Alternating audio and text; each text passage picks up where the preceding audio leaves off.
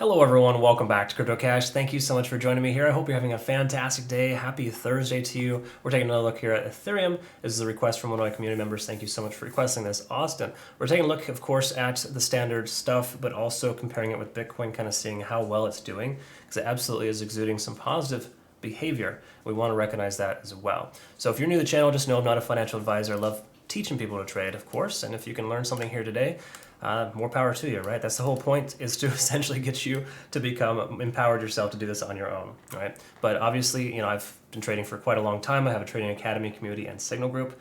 Over 200 active members, really awesome experience. Check that out in your own time. CryptoCache.tech is a website. Link in the description below. I also offer discounts for military and third world countries, so check that out. So taking a look here at Ethereum. Standard stuff, of course, but also mostly positive. So let's go ahead and talk about that.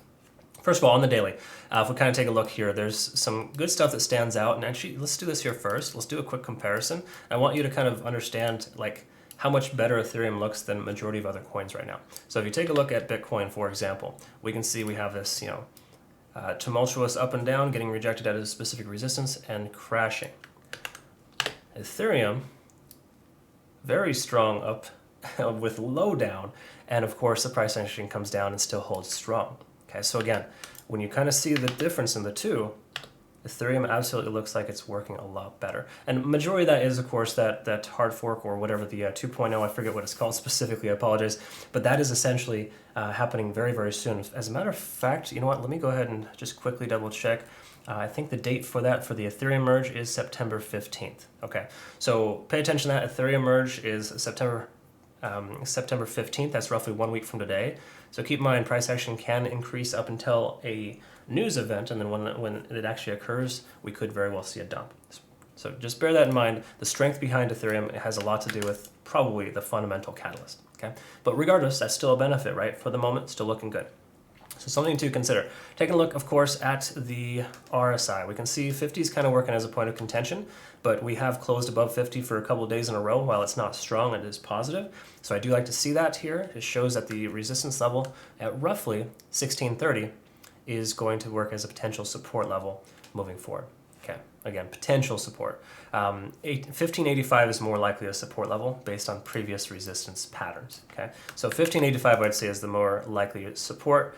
If the price action comes down and bounce off 1585, wouldn't be all that bad, as long as we don't lose this ascending type of trend, right? So if we can see the price action come down and continue higher, that'd be all well and good. All right, taking a look, of course, at the convergence on the MACD. We've got MACD convergence 2 days ago, which is very positive. Even though we had this healthy correction, well, it was unhealthy for Bitcoin for 7.5% in one trading day. Tuesday was terrible. Ethereum corrected itself and has since recovered strong. In fact, it had a bullish engulfing candle the day after that occurred. And you cannot say that for Bitcoin. And Bitcoin is still on the struggle bus. Okay, so again, Ethereum's looking pretty good. In that sense, the daily looks pretty darn tasty. The thing to also look at here as well is the 50-day simple moving average is working tentatively as a resistance. You can see a lot of candle wicks up to that. But the more often you test that, the more likely it is to break. So there's a great chance that we can see 1687, the most recent high, broken to the upside here in the relative near future, and concurrently breaking that 50-day simple moving average. I think that's a strong likelihood, but we may actually, just depending on how Bitcoin behaves, of course, the next 24 or 48 hours, we could see it bounce off of 1585. That seems very likely. Looking at the 4 hour, let's go ahead and touch on this here. 4 hours basically telling us that we're below the 200, but over the 50 and the 20-day simple moving average. I would like to be up over the 50, the 200, and just keep in mind the 200 is very similar to the 50 on the daily. So that is reaffirming the fact that we have that resistance at about 1687. Okay. So again, resistance 1687, support 1585, looking pretty decent in that regard. 4 hours telling us that we are slightly bullish in the overall sense of the RSI, letting us know that we should, in fact, see the price action continue to increase, or if it comes down to 1585, coincidentally, the price action will bounce. Okay, that's essentially what it's telling us there, because we have 50 working as a support level. MACD is still converging, but it is starting to lose its momentum. However, this candlestick hasn't closed just yet, so a little premature, but generally speaking, that's mostly positive too, but it could imply that we are losing that momentum, which again, pretty obvious there. We got the 3 white soldiers followed by some red candles. Big surprise. All right, so essentially that's what we're looking at there on the 4 hour. I would say overall that's kind of for fairly neutral. Not great, not terrible. We're above some beneficial support levels. We're still ascending in this trend, but we do have a strong resistance at about 1687. On the hourly though, if we were to take a look at this here, TD sequential is not going to tell us too much except for the fact that we came up to a 9 here recently.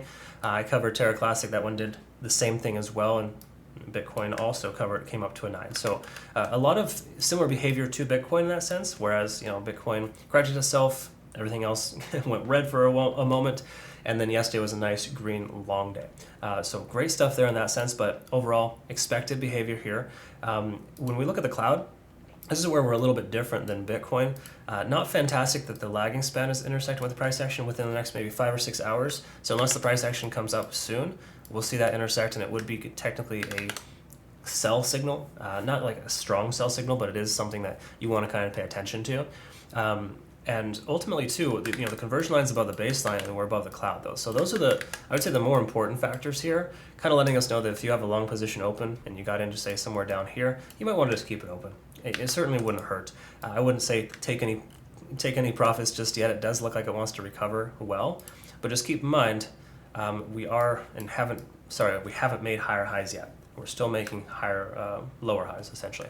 And then as far as this is concerned too, we can see as well that we are tentatively making higher lows. So as long as this next low here, in other words 1585 holds, we should be in good shape to continue that pattern, and in turn that would effectively give us that green light confirmation to continue higher. Okay, so I do personally feel like it's more likely for Ethereum to retest 1687 than to break below 1585. Pending, again, this is all pending Bitcoin doesn't have another bad day. Tomorrow, markets open red for traditional markets, NASDAQ and S&P are down, and dollar index is way up, then we're going to probably see a correction from Ethereum, but it could likely be just this similar knee-jerk reaction where the price action wicks all the way down and comes back up. So please be careful with your stop losses. I might recommend a trailing stop loss instead and low position sizing with your leverage trades. That's what we do as a community to help stay afloat in this very unique market that we're in right now, because there's a tremendous amount of manipulation and it's unfortunate, but it does happen. And you got to kind of protect yourself and work within your risk tolerance. If you're using small position sizes, you're not risking liquidation, right? Especially if you're using leverage. So please be mindful of that. Those are strategies that we like to use in our community. So again, all mostly good stuff here from Ethereum. I definitely see the more upside than downside, and it definitely looks all in all pretty decent. So yeah, that's kind of where we're at there. I hope that this made sense and essentially finds benefit for you. And obviously, if you want to become a better trader, CryptoCache.tech is a site, link in the description below. I do offer a trading academy, community, and signal group where we all learn and grow together. It's a really awesome experience. I do also offer discounts for third world countries and military alike. So thank you so much for your service. We'll look forward to seeing you in the next video. Have yourself a great rest of your day. Take care.